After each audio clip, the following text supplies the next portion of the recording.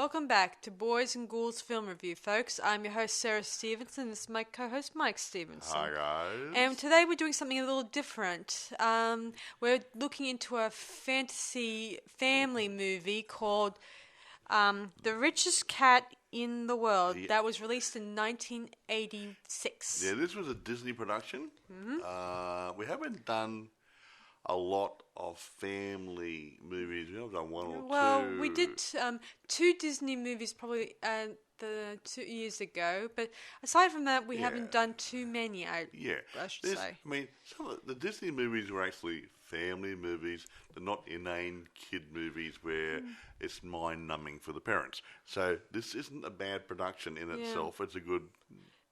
Well, light-hearted. And being a direct-to-television movie, it has not been. It's been under the radar again because it didn't hit the cinema. Yeah. It may have been on DVD or VHS back in those days. And there was probably a few reruns on Sunday Disney sometimes. Yeah, those sorts of things. But maybe some streaming sites like Disney's got a streaming site, hasn't it? Yeah, it does. But I don't know if movies like this went directly to that streaming site. No, it didn't have a streaming site back then. I know. I meant now. I meant have they bothered to open up the vault to those old movies and let the bats out and let them out and clean them up a bit and preview them in Disney Plus. Yeah, you like to think so. But, however... I haven't bothered because I haven't bothered to buy the streaming thing because I think it'll be a waste of money. We don't use streaming necessarily. Yeah, whatever. Because we don't normally stream. I think it's a bit too expensive and it's a waste of money. We can't stream on everything. Yeah. And it's a waste of money, to be honest. It's not a waste of money, but we get what we get when we get it. But, streaming site. If I joined every streaming site, it'd be expensive. Anyway, right, here we go. Produced by Les Alexander Productions and Walt Disney Television. Okay. Directed by Greg Beeman. Written by Marshall Efron and Alpha Betty Olsen. That's a strange name, but I don't know for sure. I can't find anything about that person, so... Whatever. Budget, unknown, as with many television thingies, you can't find out what the budget is. Yeah, and you don't have a box office. Well, there's no box office, money on it. But so it would be nice to know the budget, though. Yeah, I remember rewatching this as a rerun on Sunday Disney once or twice, and I thought it was pretty good. But then but eventually they stopped rerunning it because like all old movies and direct-to-TV movies, they tend to stop, and then they assume the kids will forget about it, and yet I haven't forgot about it. It's just a little hard to remember the title of this movie. I used to call it the Talking Cat movie, or if it's... Well, she was a kid at the time, so it would have been a Talking Cat I was like movie. 7 when the last time I seen it. Well, you saw it when you were a kid because this was made in 1986. I know, but and you were born in 1986. I just meant that I probably saw a few reruns of this, and then it stopped. But you would have been a kid that hit the TV circuit, And then it just finished, and it discontinued showing itself on television. Anyway, the cast, what there is of it. And actually, you would have thought they'd put the cat at the top of the list. Anyway, Raymond Beery played Oscar Kohlmeyer. He's a man who was adopted by the cat, I think. The best way to put it. Okay. Steve Vinovich plays Gus Barrett. He's a caretaker, handyman, whatever, for Mr. Kohlmeyer's estate. Yes, and a bit of the handyman or the groundskeeper too. I just said they does stuff, He's whatever. And a groundskeeper, I think. Caretaker, handyman, whatever. Would you say he's a groundskeeper? We don't know what he is. He doesn't do too much during the movie. He's not working for the cat, is he really? No. Now, Kelly Martin plays Veronica, his wife, very nice lady. Now, Brandon Call plays Bart. He's their young son who befriends the pussycat. Well, there you go then. He's the first one to find out the cat can talk. Now, I saw this face here and I said, I know this guy. George Winner, Wyner. He plays Victor Rigsby. He's a nephew, cousin, something or other. A nephew. I think it was. It said he was a nephew and all that stuff. Okay, fine. And Shut up. And an unreliable psychiatrist / We hypnotist. can get into that later. It's his nephew. Yes. And he's a greedy little prick. A greedy person. And Oscar has left him $25,000, which is very nice. Yeah, but generous the amount. rest of the estate's been left to pussy. And how much is that? But $1 million or more million. $1.5 million. No, they stole off $1.5 million. Several millions of dollars. Millions and millions of trillions of dollars. Not millions and trillions of dollars. Okay, not trillions, quite a few $1 million worth. But quite a few $1 million to set him up for life if he had a lot of lives. Now, Caroline McWilliams plays his wonderful wife, Paula Rigsby. Yeah. She plays a real nasty piece. Really good actress, whatever. Now, Steve Campman. How do you explain a nutcase? Now, Howard Piggins is a patient of Victor Rigsby, and this Victor Rigsby has been giving him hypnotherapy as his psychiatrist. And he went in there for a minor problem, doing a bit of daydreaming, and came out a total loon. And Stephen Campman really plays a good role here. Now, drum roll. Palmer plays Mr. Leo the cat. He did have a couple of stand-ins though, but they don't get a mention. Yeah. How rude. Yeah. Pussies need to be. I'll go find. Wait a minute. I might have a list of the pussycats. Okay. No, doesn't say. He had at least 2 stand-ins. Yeah. But it doesn't say what the names are. How rude. I could dig deeper and find out whether they had any cameo roles in the other movies and made stars out of themselves. Actually, he does remind me a little bit. What's that one? The one out of that space one? The Cat from Outer Space. That's a good name for a movie, isn't now, it? that's another Disney-related movie, another little cat like this. Yeah, and it's really cute. Yeah, and it's a really adorable one. Yeah. We like pussycats. We got a pussycat. Yeah. But anyway, no, we're not doing it because it's a cat. We think it's a family movie, and we thought, oh, that's an interesting movie. And why not? And they never, unlike other movies who explain why the cat talks, this one doesn't offer any explanation. He wasn't operated on. He just found out one day he could talk. See? Yeah, straight explanation. Yeah. He could always talk.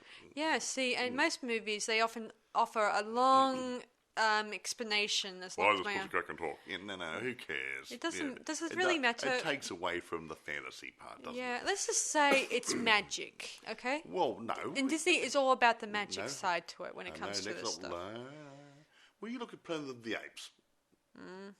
That movie where they went back in time here, and then they actually swapped the little baby one over there who could talk with the mother gorilla who couldn't talk, and they started a genetic change in the gorillas of the world in the present day because they mixed the genes. As I said before, guys, it's best to have no explanation sometimes. Yeah, a lot of movies in the past they don't offer big explanations. They just offer minuscule stuff. I like minuscule stuff. And it's It okay. doesn't tax little grey cells. It's okay to keep you guessing and trying to work out what's happening. So anyway, back to the story. So I'll begin the story. Do you have anything? Upon a time. No, it begins where a cat, Leo, and his owner, not his owner, I should say, his friend, Oscar. Oscar is a millionaire, obviously, and he's dying.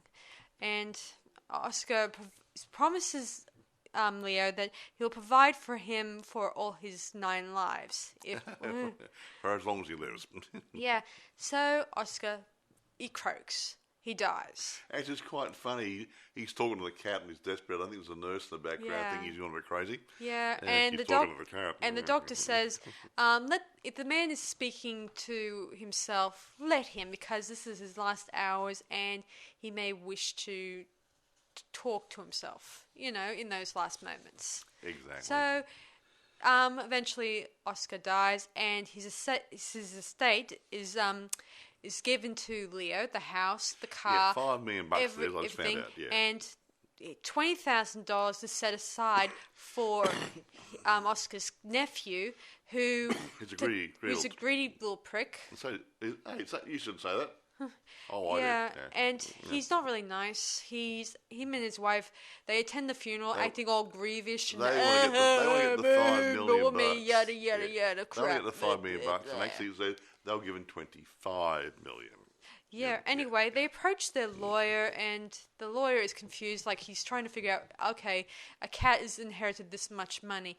Okay, is this an ordinary house cat? And they're like, what are you talking about? This is an ordinary cat, yada, yada, yada. And this is, just so you guys know, it's not a mystery that cats can inherit money. Just so you guys know, Freddie Mercury's cats, they inherited a bit of money when he passed away. So they were well provided for. So this is not something unusual. Isn't that right, Mike? Yeah. I made a mistake earlier. What's that? Well, I said that Veronica, Kelly Martin, was the guy's wife. That's actually the daughter. Oh, okay. The list of actors stuff didn't have the guy's wife written down. That's a strange thought. Jessie Wells plays Louise, which is Gus's wife. Yeah. Okay, yeah. so we've Steve's wife, yeah. Mike has made a mistake. We will not go into details about that again. Gus is actually married to Louise. He's not married to his daughter. Okay? Now, just checking.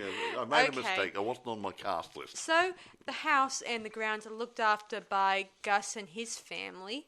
And, of course, Bart, his youngest son. Think of Bart Simpson. Precocious little brat. No, he starts looking after the cat and giving him milk and liver. And he doesn't like milk and liver. Yeah. Dear old Leo wishes that he could have champagne and, lobster for tea. Yeah, he had lobster thermidor and a bit of champagne and all the other good stuff they had when Mr. Kohlmeyer was still alive. Yeah.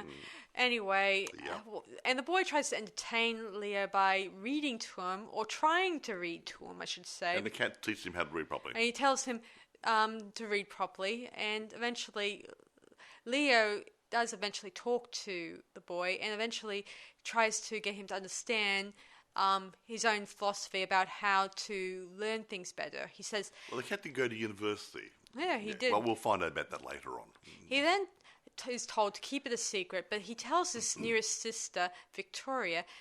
not Victoria, Veronica, about it, and she doesn't believe him at first, says that cats don't talk, but Bart says that parrots can talk. What about them? And he says, okay, parrots talk, but not cats. But eventually, Leo was able to say, yes, I do talk to her, and he tells him his full story of how he was able to talk, his life story.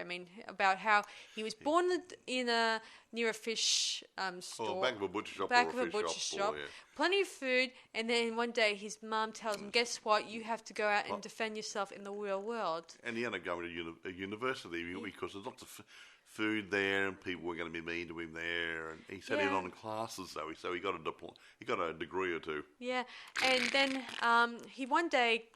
While scavenging for food, he runs across Oscar, who owns a diner in the middle of nowhere, I think. Yeah, something. And while he was cooking, and his stove was caught on fire, or his oven, and then Leo warns him that his stove was going to be is burning. And then when he turns around after putting the fire out, or getting the roast out of the oven, he realises there's no one there except for him and the cat.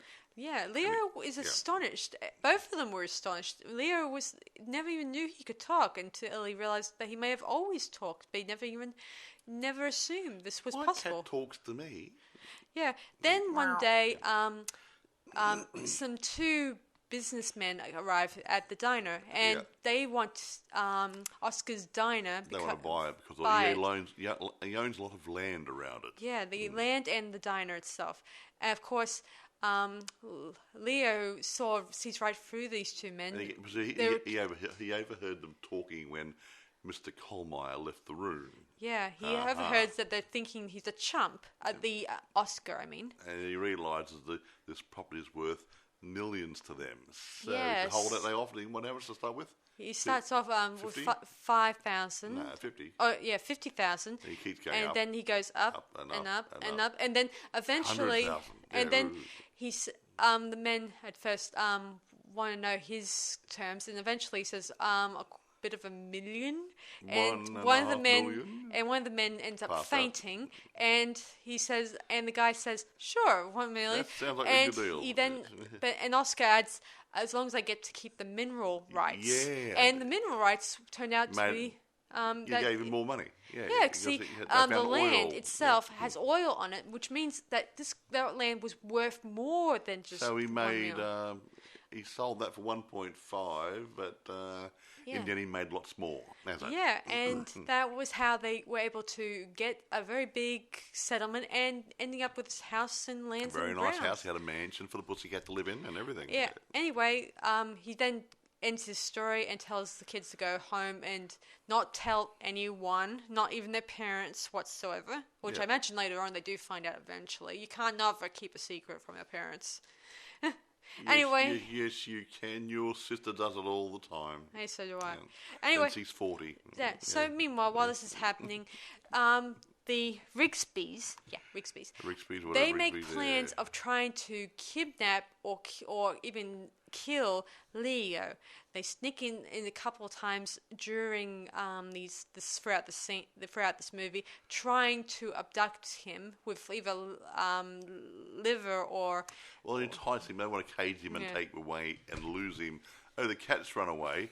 And if Leo doesn't exist or goes missing before the will is actually settled, the Rigsbys get the money of the estate. Well, yeah.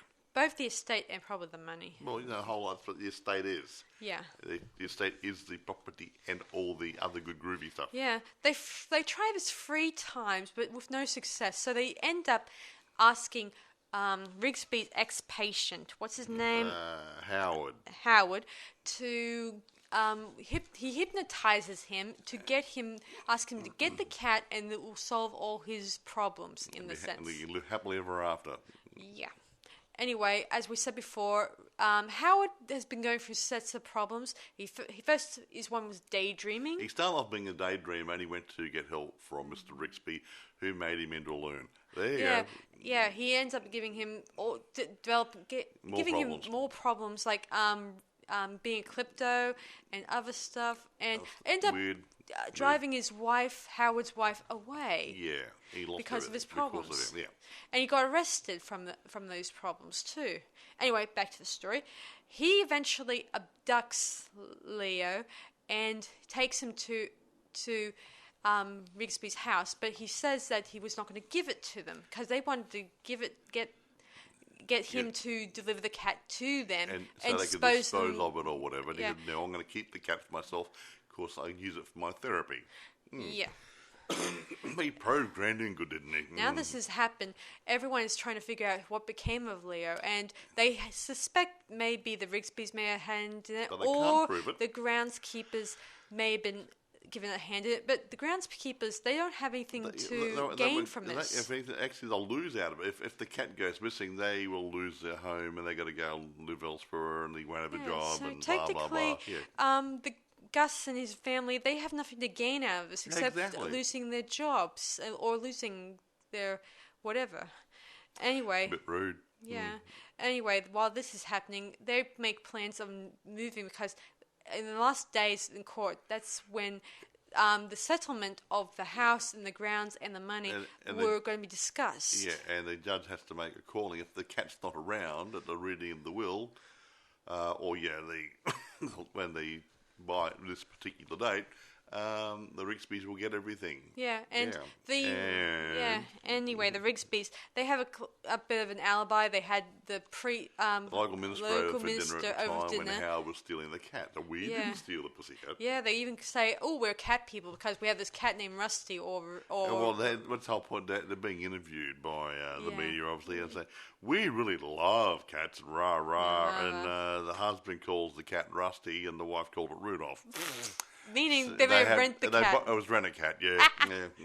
Anyway, Bart and Veronica, they try to figure out what has become of Leo, and eventually Leo was able to outsmart the Howard, and was able to dial up and phone them and tell them where he is. Well, he didn't know the address because he couldn't see where he went, but he said, well, I'm in so-and-so here, and I can hear a church bell locally, which goes off about 1 o'clock, and I can smell a fish shop or something rather nearby, and blah, blah, blah. And he gave them all these clues, and they figured out where the old Mr. Leo had been taken to. Yeah, but anyway, he does eventually give them details, and he does refer to Bart to the money inside a book, one of those hollow books. Yeah, hollow books. Yeah, he had some money, quite a few $100 there, enough to get a taxi. And they have only an hour to get to the place. An hour or so. Well, we don't know. A few hours, maybe. And at the same time, this is happening. The courtroom proceedings is happening right then and there, and if Leo's not produced, the money goes to Rigsby and all that stuff. Yeah, not. Anyway, back to the story. The kids do find Leo eventually, and Leo is able to get finally confide to Howard that his biggest problem was that Rigsby's have screwed him over. Not only with money, but also mentally, because he's been responding to poorly judged hypnotherapy suggestions. Because Rigsby is a total quack and a loser. He's not a very good psychiatrist. Yeah. No. Anyway, eventually, using psychiatry, Leo being a registered psychiatrist. Well, he learned psychiatry at university, didn't he? Yeah. And he knows exactly what to tell Howard. And eventually, he was able to get him to help them to get to the court in time. They get into his car, they crash, and eventually the police pick him up, and eventually they sneak away from the policeman, and they get a taxi driver thanks to a bit of Leo's cash, and they were able to get to the court on time. Get to the court halfway, and eventually get a guy who on his bike to allow them to drive the rest of the way. Yeah. And eventually they arrive in the court just before the judge pronounces whatever. And he finally says that that Leo's now that Leo's alive and all that stuff, that the agreement, the forms, the whole the will is he still gets the house. The will is ratified in Leo's name, and the caretaker and his family get to stay there, and Rigsby don't even get the $25,000 because they've contested it and they've lost the money. And that was part of the clause. And Gus and his family are allowed to stay inside the house with Leo, because Leo was feeling lonely inside the house. He had no one to talk to. He was lonely. And anyway, the Rigsbys lost out, and Gus and his wife, they go on a brief holiday. They throughout this movie, they were talking about going on holidays in Europe. Yeah, where to? Was it Rome, London? Either England, maybe, and Europe, England, Paris, stuff, maybe something nice. Yeah. And eventually, they get a postcard saying that things are going great, and even their father fixed the wheel on the Queen Elizabeth's coach. He offered to fix it. Yeah. He's not a very good handyman. No, you should see him throughout the movie. It's really funny. And anyway, you actually, just before the fade out, you've got the two kids and Mr. Leo and Howard sitting there on the couch eating lobsters while they're watching telly and singing a song called On Top of a Spaghetti, all covered in cheese. I lost blank for me. I think the people know the tune. Anyway, so in the end, the end. Yeah. That's the end of the story. There you go, then. And I do think it's a good movie, and I almost wish that more than ever that it was cleaned up and dusted off and maybe reused again. Look, honestly, I don't know. It could be on a Disney streaming channel. I don't know. Yeah. I'm not a paid member of the Disney Channel, so I don't know. It may show up occasionally somewhere, but I know it is available through Amazon. So it's got on DVD or video or VHS? I'll talk about it in a minute. Okay, go on. Okay. I'll talk about the availability later. I know it's available, so if it's available, people can get it to rent and whatever. So you would think it'd be on streaming sites as well. The Disney one, obviously. I don't think Disney would actually give the licensing rights to anybody else, so it'd have to be a Disney site, probably, if it's there at all. Now, having said all that, There's not much to talk about. There's no production information that's available. Yeah. We don't know too much about whatever. But I will say a couple of things. Okay. I did mention before about the man with the pussycat, but I'm just going to go back and where are the production details? Here. Go for it. Where's that? That's a guy called Ray Berwick and his co-trainer Steve Behrens, two co-trainers, Steve and Brian Renfro, train Leo and at least 2 stand-ins to play the role. And what they didn't use cotton or fishing line to make the cat's mouth move. The cat wasn't chewing anything. They actually taught it to respond to treats being offered if it opened its mouth. So the cat would go gob, gob, gob with its mouth with nothing in it, and there's no pulling and manipulating. And because it did that, it'd get a treat. Yeah. So it was all done with real training. Yeah. And I didn't think you can train a cat that way. I knew you can do dogs and stuff, but cats can be very... We got one of those. You say, what, you want me to do something? No, and it walks off. Yeah, so this is before CGI and other graphics that allow you to allow the animal's mouth to open and close at will. Yeah, but this is one of the things I like most because it was very good training. Because this is one of the things I like about most because in those days they relied on different techniques, animal trainers to teach the animal to open its mouth and pretend to be talking at you. It's a bit different to things like when Sarah was younger, she used to watch a movie called Milo and Otis. Mm-hmm. There was a cat and a pug dog. Now, they weren't actually doing any mouth movements. They were just running around doing things, close-ups, whatever. And it was a voiceover. Dudley Moore did it. Now, the point is, they didn't have to make any mouth movements. They just had to stand there, run across the field, do something. And there was just a lot of film footage of dogs and cats doing whatever with the voiceover, filling in the voices. But no mouth movements. This here... was really well done. I mean, sure, Mr. Ed did it too, but he was actually nickering or chewing cud or not cud, but chewing something to make and that sort of stuff. Mm-hmm. I don't know about French took a mule years ago, but same sort of thing. Guys, this is both all those 3 animal things. They were done by professional trainers teaching the animal to do speak. Something, to respond to cue of some description. To actually make them do something on cue or close enough to on cue. Quite long before the whole CGI thing and trying to make it look like they're really talking. You do it now. You get a cat scan in the computer and make a tap dance with a walking stick. Or you like Puss in Boots, but in real. You get a real cat and do Puss in Boots. I've got a pair of boots, walk around its back legs, a pair of boots, a little hat, and you make a real cat do it. Using CGI, you can't do it now. I do remember when I watched the Cat from Outer Space one. That one, he didn't so much just talk very much. He used telepathy. To allow. It makes it a lot easier. Yeah. It makes a little more sense that way. But telepathy is a lot easier to explain than a cat's mouth going. Yeah, exactly. Yeah, exactly, right. Anyway, do you want to rate this movie now, seeing as we have not much to go on? Availability. I did go looking and seeking. eBay. I could only find one pre-owned VHS copy of this film. Oh. Wait a minute. That's on eBay. Now, on Amazon, it is rentable, and there are some for sale, and it's a DVD for sale. Sweet. Now, what I'm saying, if it's got it on Amazon, there might be some other place you might be able to get it as well as. So, sometimes we do really, really, really, really old movies too, which I want to do a few more if I can talk, who into it. And sometimes we look for movies that are under the radar. Under the radar, but the thing is, in some cases, there's going to be the odd movie that is no longer available.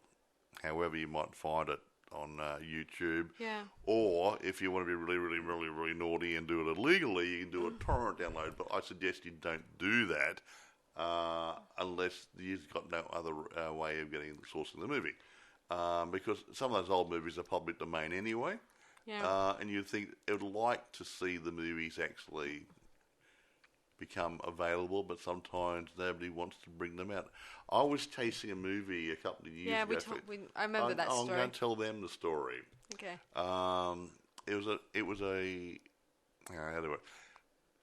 Back in 1964, they were going to do a television series called The Haunted. Now, they made a pilot for it, 45 minutes, 50 minutes, whatever it was going to be. And when the production had been finished, it was tied up, and the TV studio executive saw it and said, "Oh, it's not going the right direction. Maybe it's too creepy for TV. No, we don't want it." So they killed off the idea of the TV series. What they did, to save a few dollars, they did a bit of extra footage, and they released the movie as The Ghost of Sierra de Cabre, and it starred Martin Landau. Now the point is that was doing the circuits of film festivals and other things for years, but you couldn't get a copy of it because it locked in somebody's vault for all these bloody years. And only a couple of years ago, it finally came out.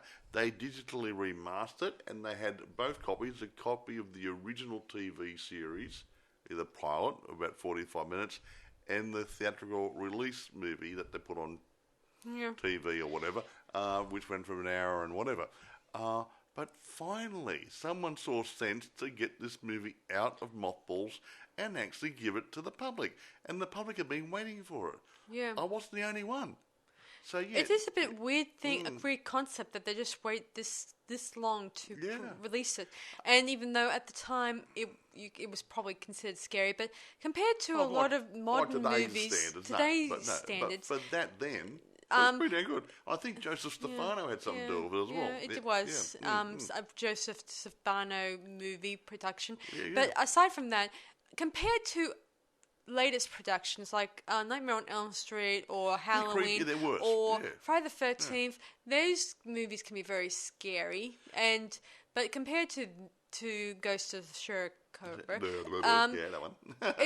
it's just an art. It's an art film mostly.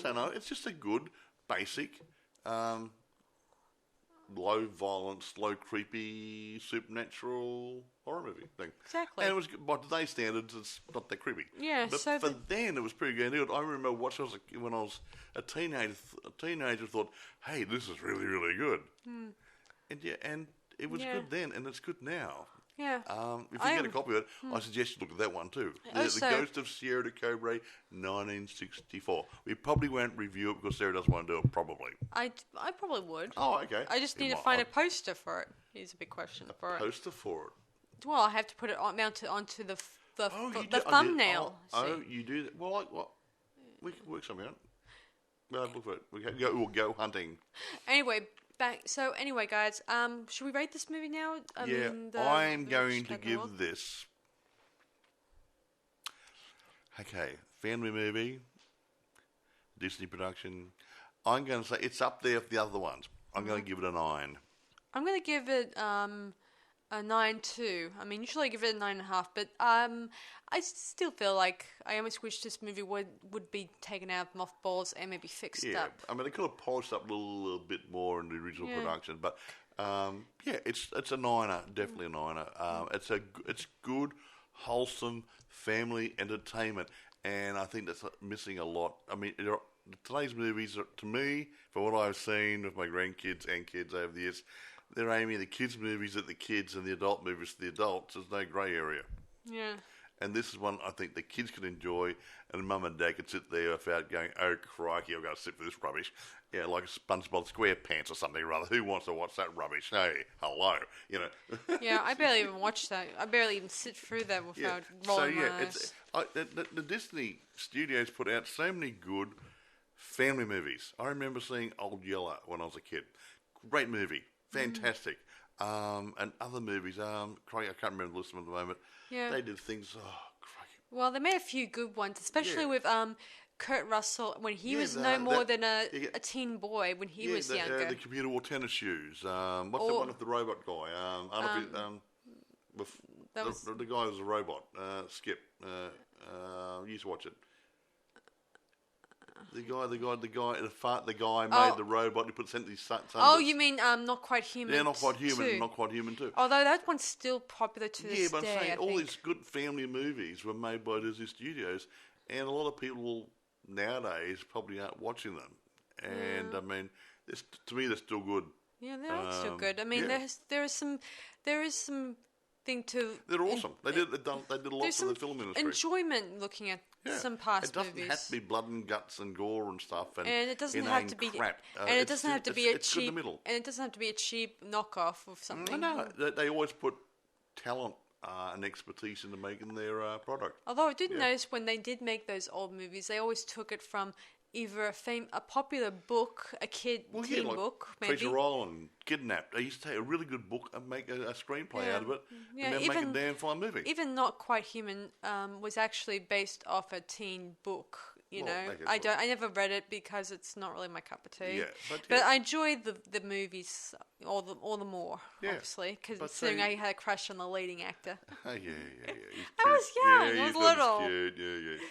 Yeah, but human. But Disney Studios back in those days. I'm not saying they're not doing it now. They're doing it a different way now. But back in those days, they were concentrating on family movies and bringing these old novels to life on screen, and they're good watching for families, mums, dads, and the kids. And that I think we still need to do a little bit of that so we can actually spend some quality time together. Yeah. It isn't happening nowadays. Guess what, guys? This year, last month, I went to a special exhibiting of the magic of animation. And I got to admit, it was great revisiting all those old animations, you know, like the where Snow White was the first feature-length colorized animation for Walt Disney at the time. No, I think it was. Yeah, I mean, you had back that time you had Bambi, you had Snow White, you had Fantasia.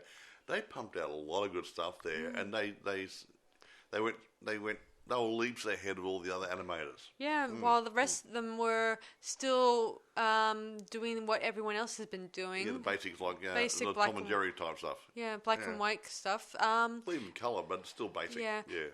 It was said that Walt Disney's studio, they were the first ones to do the whole coloured cartoons before everyone else did. And they were doing I wouldn't say 3-dimensional, but close to 3-dimensional. They had 2D. They did a triplane filming process for their things. They had the background on the back plane, and they had a mid-grain and a middle plane, and the foreground had the characters moving around and whatever.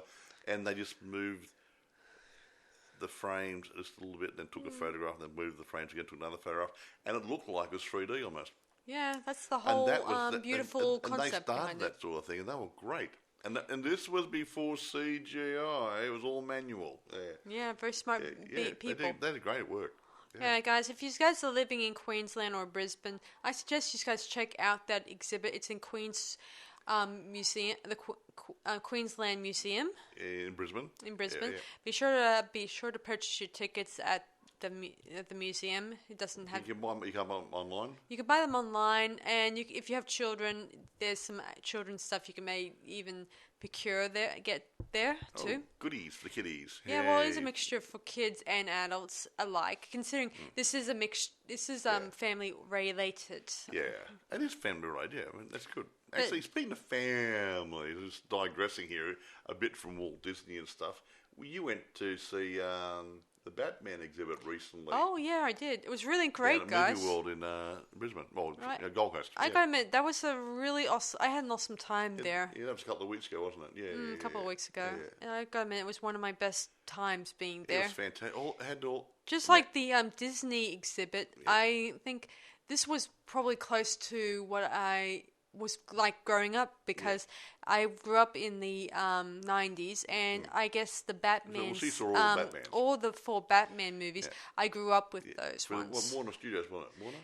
Yeah, Warner Studios. Warner Brothers Studios, sorry. Now, because it didn't have the old Adam West TV series properly, because that was done by a different production company. Yeah. Nor did it have the 40s version where it was under the serial, because who knows where they were.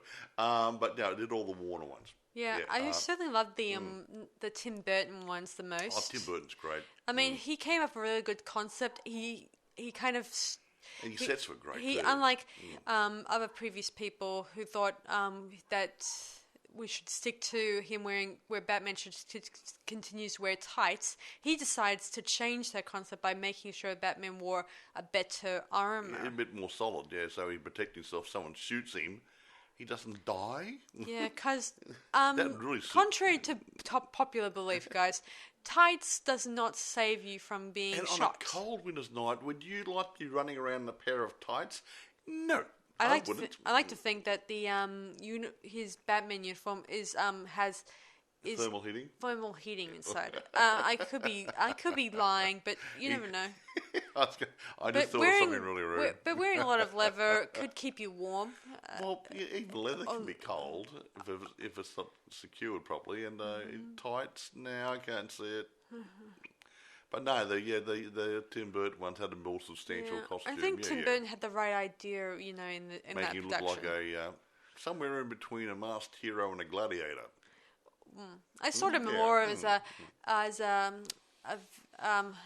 sort of an Avenger, just like Zorro was an Avenger. I mean, I think that's where the comic book writer came up with the concept, making him a modern day Avenger like Zorro. But instead of the usual wearing that particular mask, he had him sporting a Batman suit. And wearing tights. Well, different interpretations, but whatever. Yeah. But I like to think that's the Phantom wore tights. True. Batman wore tights. Yeah. Superman wore tights, sort of things. Yeah, that hasn't changed. I mean, the whole Phantom being wearing tights still in that one. The Green Lantern wears something like tights. It would have been cool. Yeah. It would have been cool if they... Nah, I don't think I would like to. I mean, considering that they tried to make a modern version for a television miniseries, and I don't think I liked it when they did that Phantom version. Phantom with... they made a modern day version of the Phantom, and it was just mainly a mini-series, and I don't think it was... you're not talking about the original movie we saw? No. This one was a bit of a modern day one, which I don't think too many people knew of it. And what you're saying, it's not that good. No, it just didn't really pop my eyes out. I mean, I guess I love the look of the costume. I mean, Billy Zane, he was made to play that role, even though people thought it was probably not the best career move in his career. But that's I don't know. I thought it was a good movie. But I thought it was pretty cool, and I was seeing it as a child, and I didn't think nothing of that it was bad. By the reviewers thought it was bad, all that stuff, bullshit. Actually, if there's any of you people, if any of you people out there are old like me, I'm 68. Now I was going through my comic recollection in my head the other night when I was laying in bed trying to get to sleep. Now I remember reading those cheap and nasty little paper comics, the really skinny ones. We used to get here in Australia. Now, I remember different superheroes, but there's one that keeps coming back into my head, and I think it was called the Panther. Now, he's a little bit like the Phantom, but I think he was a street warrior, dressed similar, but I think he actually worked in the city streets. I cannot remember, and I haven't seen anything about him for years, so I don't know whether it's just my imagination playing tricks on me, or it was a real...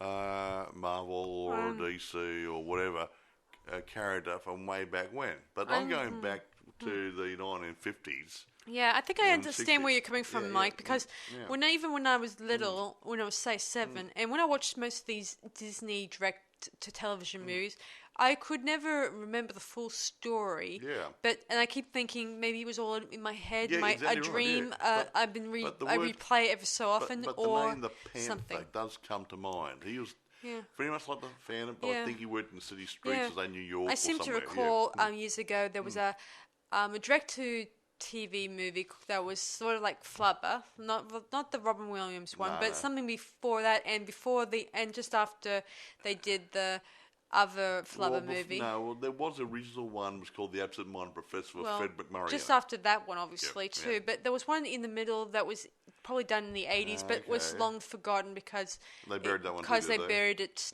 and it's still good. And it's either not that good, Son of Flubber, or no. Just checking. Anyway, it's buried after all these years, and no one's probably even remembered it. Probably, maybe there are a few. There are probably a few people out there on YouTube who remember it, but haven't bothered to upload it. So was it called Flubber? Do you think? Or? I think it was either called a Flubber or just the Absent-Minded Professor too. Well, not two. Well, Eddie Murphy did a movie called The Absent-Minded Professor, wasn't it as well? No, but that was Nutty Professor. No, Nutty Professor. Sorry, my mistake. I have been corrected. Sorry. He's nutty, wasn't he? Yeah, but he wasn't absent-minded. I mean, no, he was all a bit vague. 3 movies with Robin Williams and the other guy, I don't remember his name, but the Andy Miller guy, I'm not sure if he was absent-minded, but I imagine all 3 were absent-minded in their own weirdish way. I don't think the Nutty Professor was anything like all those that was ones. a remake of the Jerry Lewis one, wasn't it? Yeah. That one, yeah. Sorry. I get my movies mixed up here. Well, they deal with the names anyway. So it's not. You're not at fault, Mike. I can see. There's a lot of movies running around out there. There were a lot of movies that taken from this movie, taken from that movie, and then everyone's confused. I must go on. I'm going to have a look at that and see if we can find something on that other Absent-Minded Professor movie or Flubber or whatever it's called, and see. I wouldn't mind checking that. I didn't know it existed. Yeah, it was just under the radar. It probably came out during the 80s, and then it got buried. I only remember bits of it in my memory bank, and I forgot. And I guess it's been forgotten by TV and by some fans, maybe. Anyway, kiddies, I'm getting tired now. Yeah, I mean, it's annoying that there's so many movies out there that just got buried and forgotten. And don't bother to rehash them, clean them up, and go ahead and distribute them. I'm being fair, though. Like, you can't redo every movie. Someone's got to pay for it. True. If they can get some sort of licensing fee, resale, something or other, they might do it, but they won't do all of them. But you would like to think that even if they don't digitally remaster them, they should have them available somewhere so people could have a look at them. Like, even if it's a free library or a pay library or something or other. Mm-hmm. You go through Vimeo or somewhere, get pay a subscription fee and watch them for $1 or $2. Unlike some people who just say it's the reason they got rid of them is because of political reasons. Politically incorrect. That's the biggest technically, children like 7-year-olds and 12-year-olds, they don't notice this political correctness. They're children. I mean, unlike adults who notice everything about them and think, oh, it's not really right. I mean, today's movies, you can swear, you can have blatant sex, everything else, but, that's politically incorrect. You can't use that word, you might offend somebody. Well, I'm sorry. I watch a lot of movies nowadays which offend me, and they're not there's no problem with political correctness. It's just the content offends the crap out of me. And I'm getting to the stage where I'm lucky I watch all my old movies because some of the new movies are just how do you put it? Some always seem to find we must throw a sex scene in to part of the formula. It's got nothing to do with the movie. Yeah. Why put it in? Yeah, ask any old horror movie like in the 80s and 70s, and they tried to fight the studios and the censors and anyone who so much as... And they even tried to make sure it's not completely gory to avoid a problem in court. I think the censorship laws are going too soft there. I mean, how do I put it? I don't want to sound like I'm a prude, right? I'm not a prude. I don't mind seeing the odd sex scene in a movie if it's relevant to the movie. Now, my daughter here... Go there. No, she has been watching some adult-styled movies, not pornographic. I won't mention names. I'm not advocating them or anything. But there are sex scenes in the movies. Reasonably explicit. But it's relevant to the movie. Now, if you're going to watch Debbie Does Dallas, you would expect to see some sex in it. No, you would expect to see some sex in it.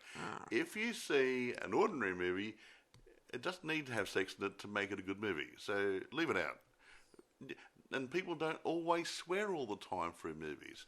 There's no F this and something else and blah blah. Yeah. You don't have to swear. Yeah, all the time. if you Real guys men notice, don't swear. Yeah, if you guys notice, guys, I never even swore once in my life growing up. I mean, I tried to dub it down by not saying it at all. Yeah, but the ridiculous over-the-top swearing, the sex scenes, everything else, the hoonish behaviour stuff, a lot of it's not real, and it's not even funny.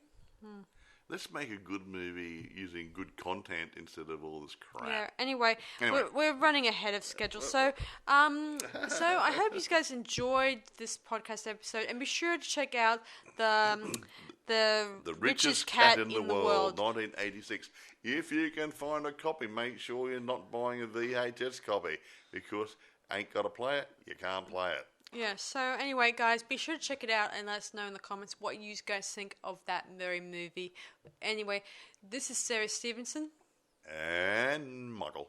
Saying, see you guys around, and be sure to check us out again next time. Bye for now. Bye.